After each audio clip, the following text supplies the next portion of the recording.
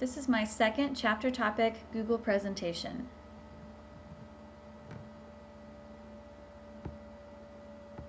Sexual harassment.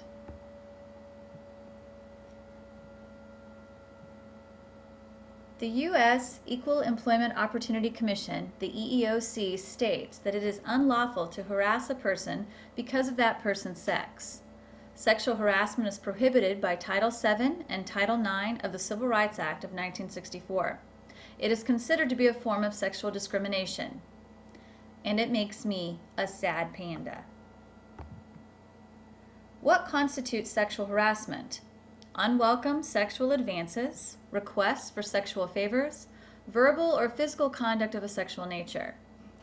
When this conduct implicitly or explicitly affects an individual's employment, unreasonably interferes with an individual's work performance, or creates an intimidating, hostile, or offensive work environment. There are two basic forms of sexual harassment, verbal and nonverbal. In verbal sexual harassment, this is making personal inquiries of a sexual nature, offering sexual comments regarding a person's anatomy or clothing, repeatedly requesting dates and refusing to accept no as an answer. In nonverbal sexual harassment, you have prolonged staring at another person, presenting personal gifts without cause, throwing kisses or licking one's lips, making various sexual gestures with one's hand, or posting sexually suggestive cartoons or pictures. Facts about sexual harassment. The victim and or the harasser may be male or female. The victim does not have to be from the opposite sex. The harasser can be the victim's supervisor, an agent of the employer, a supervisor in another area, a coworker, or a non-employee. The victim does not have to be the person harassed, but can be anyone affected by the offensive conduct. And the harasser's conduct must be unwelcome, because no means no. Sexual harassment in schools. Sexual harassment in schools is unwanted and unwelcome behavior of a sexual nature that interferes with the right to receive an equal educational opportunity.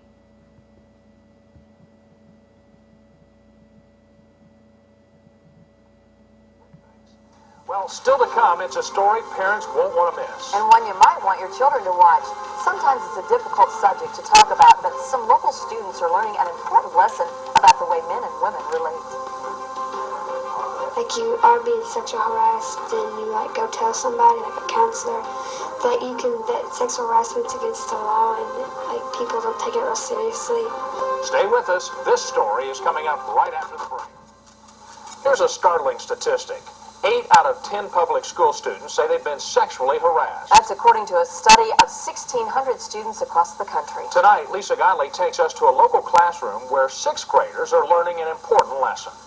Because if somebody is sexually harassing you, and you were taught, no matter what, just be nice, then you could give them the wrong message. These St. Rita's 6th graders may be just 11 and 12 years old, but what they're learning could last them a lifetime. I learned how to deal with sexual harassment, how to stop it, who to tell, what to do. What if I came up to you and I did this right here? Jennifer and her classmates learn more each week when U of L professor Russell Sabella visits their school. He's written a book to educate teens about sexual harassment and uses activities to help the students understand. Today, some of the students wear labels and others are told to read it and respond.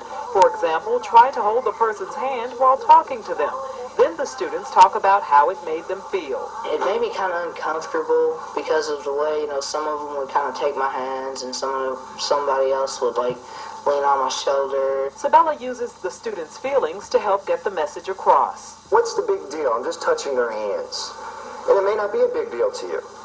However, if it's a big deal to them, they feel harassed. Sabella says these are important lessons because times have changed. Some of them have witnessed it and really didn't know what it was, except the only thing that they knew was that it felt bad and they didn't like it. But now they can put a name on it. Dr. Sabella says when he meets people opposed to his class, he emphasizes that he's not teaching sex education, but he's teaching students about harassment and how to deal with it. And most importantly, he's teaching them respect. Lisa Godley, 32 for You. Parents had to give permission for their child to attend the classes. The course lasts 8 weeks.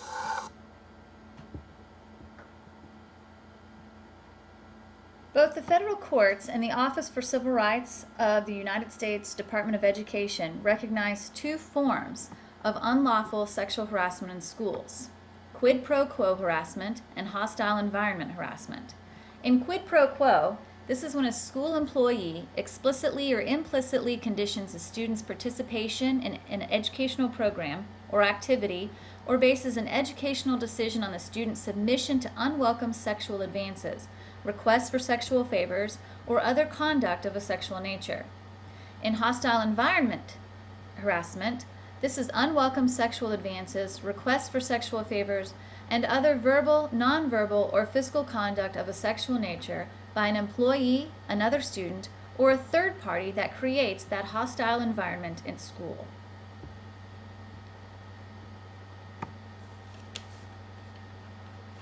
More than a third of students middle and high school age report to being victims of sexual harassment by their classmates. There are several effects of sexual harassment on students. It creates low self-esteem, poor mental and physical health, and more trauma symptoms. Plus, it creates feelings of an unsafe climate at school. 3 court cases dealing with sexual harassment. The first is Meritor Savings Bank versus Vincent in 1986. This was a landmark ruling by the Supreme Court, who held that unwelcome sexual advances that create an offensive or hostile work environment violate Title VII of the Civil Rights Act of 1964. More recently, and unsettled, in March 15, 2011, students at Yale University filed a Title IX complaint against Yale for failure to address incidents of a sexual harassment and sexual assault, which has created a hostile environment. The complaint came after signs were held by fraternities which read, "We love Yale sluts," and chanted, "No means yes." The complaint alleges that Yale failed to adequately respond to reports of sexual assault or attempted assault by stalking. Another current lawsuit, in April of 2011, a lawsuit contends that Berkeley Unified School District in San Francisco refused to rein in Counselor Anthony Smith despite repeated complaints of unwelcome sexual advances towards a student.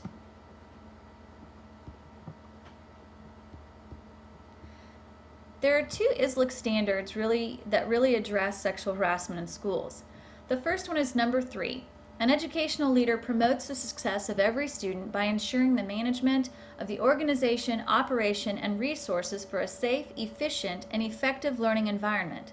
For there to be a safe, efficient, and effective learning environment, students need to know about what sexual harassment is and that they are protected, not just by the school district, but by the law. And number 5, an educational leader promotes the success of every student by acting with integrity, fairness, and in an ethical manner. Educational leaders have a responsibility not just to protect their students from incidents of sexual harassment, but to avoid engaging in those behaviors as well. Here are my references that I use to gather information. Thank you.